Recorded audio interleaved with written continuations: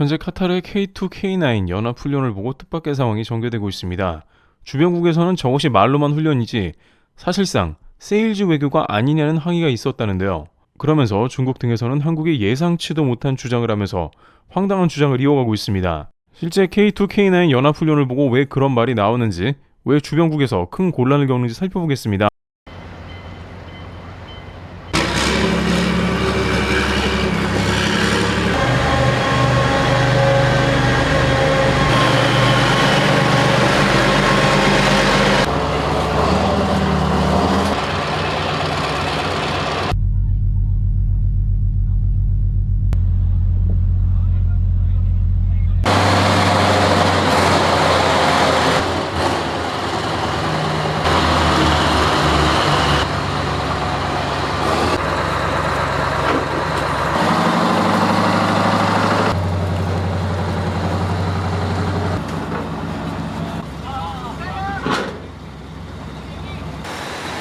يمثل كثبان رملية، اللون الأخضر الفاتح المتقطع يمثل الوديان، ميدان رصد ونيران، يوفر المغترب تقنية.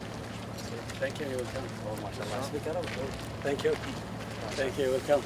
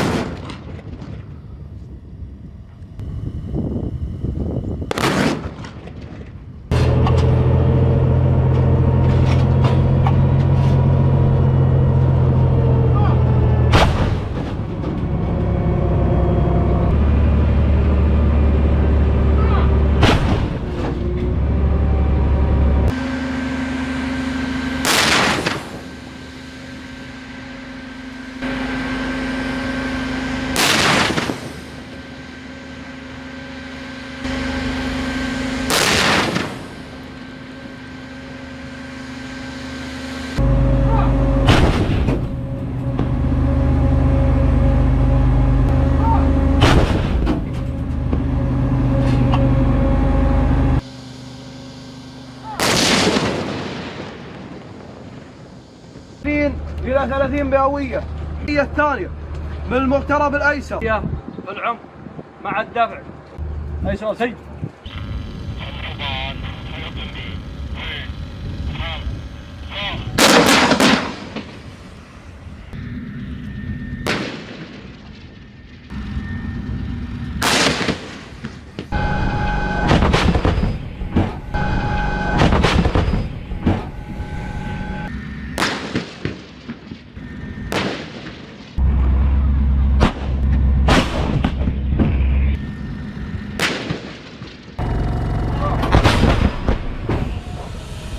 الحركات السريعة على مختلف التضاريس.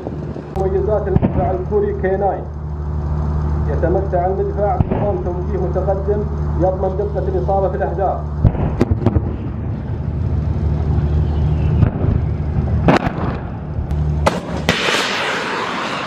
مسلح النسخة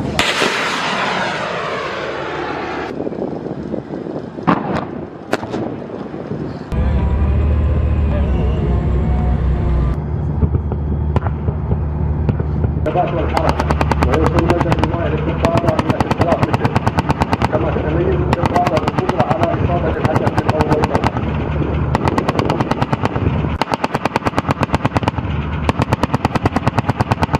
فيديو 120 حماية عدة أنواع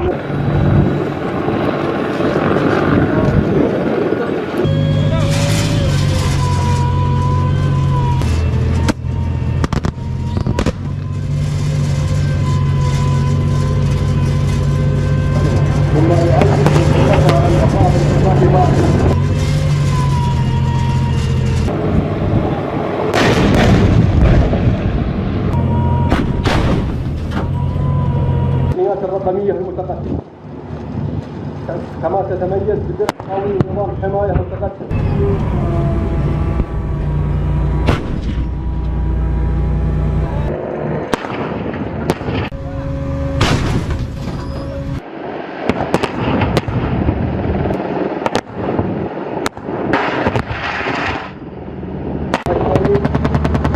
برنامج تنظيم الشعبان لدى الجيش الكوري الجنوبي.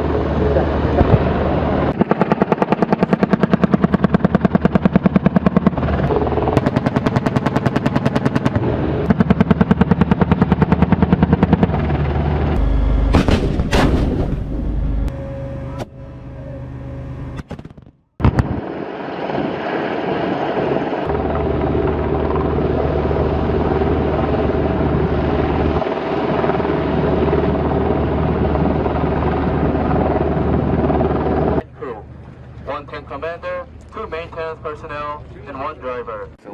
Only this. Yeah, only this.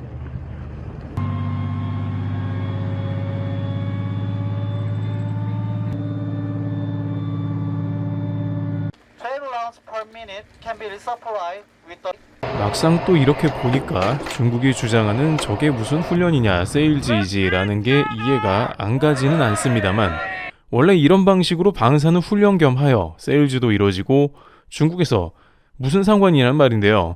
그런데 중국의 속내는 중동에서 방산만큼은 특히나 중국이 차지하고 싶다는 생각이 강했다는 것으로 특히 이런 카타르의 방산 외교가 사우디까지 영향을 끼치는 것을 극도로 두려워하는 속내가 있었습니다.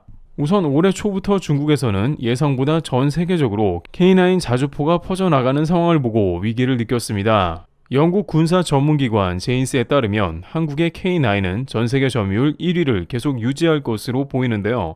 중국에서 일단 이 K9에 대해서 경계하는 이유는 한국조차 생각하지 못한 것이라고 합니다. 일단 중국에서는 한국의 K9에 대해서 올해 초 발생한 결정적인 사건을 주목하고 있었는데요. 사우디에서 한국의 K9을 올해 안으로 발주할 가능성이 매우 크다는 것이었습니다. 한국 입장에서는 사우디의 K9이 중국과 무슨 상관이 있겠는가 하는 의문이 드는데요. 하지만 중국은 항상 속내를 감추고 남들보다 빠르게 위기를 감지하며 선수치는 경향이 있다고 하는데 중국 내부에서 K9은 하나의 위험 요소로 자리했고 이것이 사우디와 관련되며 큰 논란이 되었는데요. 우선 지난 수년간 중국은 사우디와 관계를 돈독히 했으며 이는 미국 반대된 동맹으로 중국에서는 매우 중요했습니다. 사우디는 미국이 원유를 사가지 않으며 위기를 안겨주자 원유를 팔아줄 대상을 찾고 있었는데 그것이 중국이었죠. 중국은 사우디 석유를 가장 많이 수입하는 국가이며 이에 사우디와 매우 좋은 관계를 갖게 된 것입니다.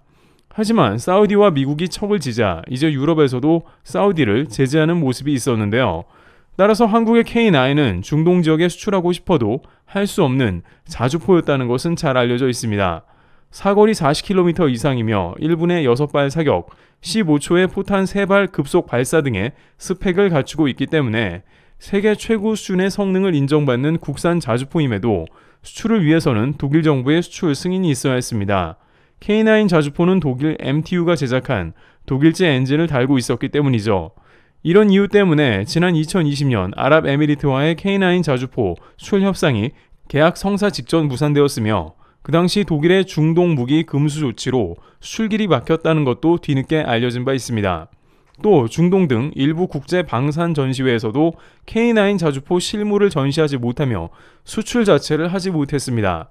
하지만 올해 초에는 사우디의 수도 리야드에서 세계 방산 축제가 열렸고 여기에 K9 자주포가 전시된 것으로 K9 자주포에는 한국의 STX 엔진이 개발한 1000마력급 엔진이 탑재되었다는 것이죠. 당시 이 때문에 사우디가 K9 발주 가능성이 급상승했다며 방산계에서도 매우 큰 이슈가 되기도 했습니다. 독일의 제재와 경계에서 자유로워졌으며 이제 사우디나 중동 대부분의 국가에서 러브콜을 받게 된 모양새입니다. 일단 중국에서는 한국의 유연성에 놀랐는데 지금까지 중국에서는 한국의 방산이 한계가 뚜렷하다 봤습니다. 항상 미국이나 유럽에서 온 핵심 부품으로 구성된 한국의 방산은 이익도 적으며 기술도 없다는 겁니다. 불과 지난달에 중국의 군사신보 등에서는 한국 제품은 껍데기며 내부는 전부 미국산이라며 확인되지 않는 보도를 했는데 이는 중국이 한국의 방산을 질투하고 있으며 항상 기민하게 지켜보는 부분이라 할 수 있습니다. 하지만 앞서 논의되었던 SX의 1000마력급 엔진은 기존의 독일 MTU 엔진과 거의 차이가 없을 뿐만 아니라 호주로 수출이 확정된 레드백에도 탑재되는 등 이미 선진국에서도 그 스펙을 인정받은 것입니다.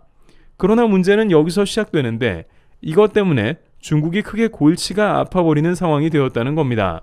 일단 한국이 K방산에 제기된 핵심 부품 국산화를 이뤄내 중동 지역에 수출이 가능하게 된 직후에 중국에서는 자신들의 동맹을 비롯해서 비슷한 지역 전부에 대해 예민한 반응을 보이기 시작했다는데요. 지난 수개월간 사우디에서는 한국 방산을 지속적으로 공개하면서 사용하고 있는 모습을 보였습니다. 이미 다연장 로켓인 천무를 운용 중인 사우디 정부는 이를 공개하면서 자신의 무력을 과시했습니다. 사우디 국방부는 천무 부대를 운용 중인 걸 자랑스럽게 여겼고 이는 한국이 전 세계 1위를 향해 가는 품목이기도 합니다. 중동 수출의 제약을 받지 않으므로 이미 수많은 중동의 국가들이 하이마스 대신 천무2를 찾고 있는 상황입니다. 또한 한국형 패트리엇으로 불리는 요격 미사일 체계인 천궁2를 도입 결정한 사우디 정부는 한국의 차세대 KF-21과 6세대 전투기 개발에 매우 큰 관심을 보이기 시작하기도 했습니다. 중국에서는 내심 한국의 KF-21이 인도네시아와 불협화음을 내고 있는 것에 쾌재를 불렀는데요. 한국의 방산이 삐걱거리며 카이에서 제대로 협업이 안 되면 이는 매우 좋지 않은 케이스로 남기 때문입니다. 다른 나라와 협업하기가 어려워질 뿐만 아니라 자금 운용 등 한국의 방산이 그만큼 늦어진다며 한국을 비방했죠. 하지만 중국에서는 결국 다음과 같은 문제를 제기하면서 이것이 매우 심상치 않다는 결론을 내렸습니다. 최근 한국 방산에 대한 비방 뉴스가 중국에서 계속 나오는 이유이기도 한데요. 일단 중국 내부에서는 매우 큰 한 가지 우려가 생기기 시작했습니다. 우선은 한국이 전차를 비롯해서 항공기의 엔진을 한국화하는 등 K방산이 국산화가 되어간다는 점이고 이는 결국 한국 방산 운신의 폭이 넓어지면서 이용자가 기하급수적으로 늘어난다는 점입니다. 서방의 제재를 받지 않은 한국의 방산은 아무래도 판매처가 훨씬 늘어나게 되어 있는 사실인데 한국은 북한과 대치하고 있는 제3의 장소이기에 서방에서 정치적 입장과 다소 자유롭기 때문에 인도를 비롯해 중동, 동남아에서 한국의 방산을 선호한다는 점이 제기되고 있습니다. 그들은 원래 러시아 방산을 사용하던 이들이었지만 이젠 러시아와 친하게 지내는 것은 불가능해졌기에 한국이 떠올랐으며 마침 한국은 그들이 원하는 대로 핵심 부품을 국산화하는 역량이 대단하다는 것입니다.